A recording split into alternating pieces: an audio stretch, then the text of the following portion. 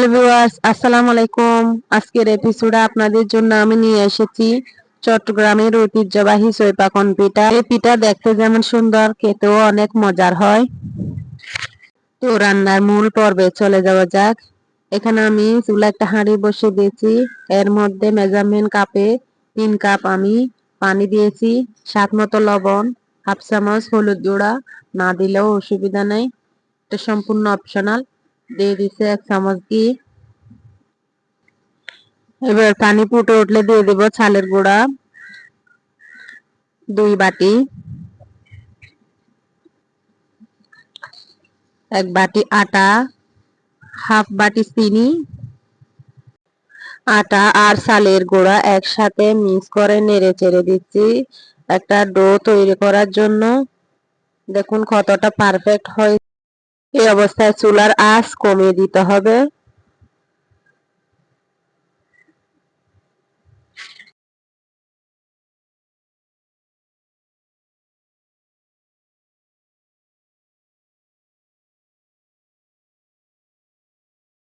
এবার ঢাকনা দিয়ে দিচ্ছি, 4 মিনিট পর্যন্ত অপেক্ষা করব। 4 মিনিট পর ফিরে এলাম। এবার এখান থেকে কিছুটা ডো আমি হাতে নিয়ে দেখতেছি হাতের সাথে ডো লেগে যাচ্ছে কিনা দলা পাকালে। এবার সম্পূর্ণ ডো আমি হাঁড়ি থেকে নিয়ে এরকম একটা থালির মধ্যে ঢেলে ছড়িয়ে দিচ্ছি যেন গরম ভাবটা চলে যায়। কুসুম গরম থাকা অবস্থায় এই ডোকে মতে নিতে হবে।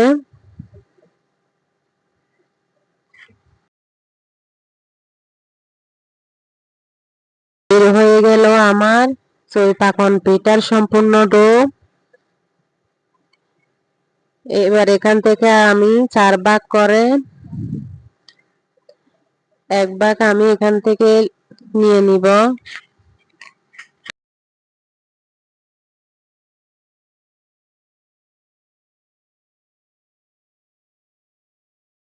এই 1 ভাগ দিয়ে আমি একটা বড় মোটা রুটি তৈরি করে নিব।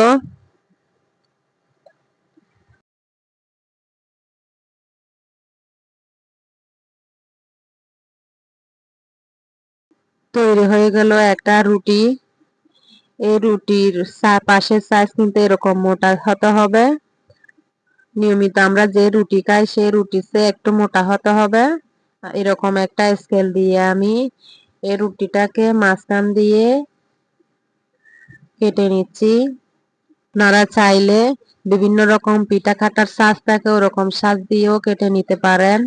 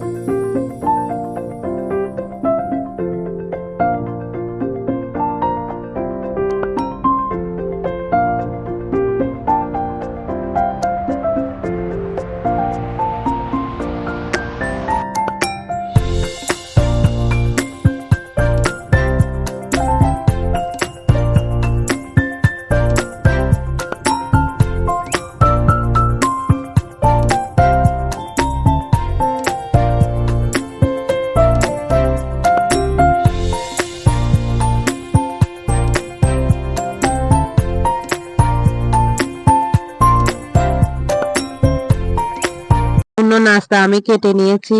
এবার চুলায় চলে যাচ্ছি। এখানে একটা ফ্রাই প্যান দিয়ে এর মধ্যে পরিমাণ মতো সয়াবিন তেল দিয়ে দিয়েছি। তেল গরম হয়ে আসলে এবার নাস্তাগুলো আমি একটা একটা তেলের উপর ছেড়ে দিচ্ছি।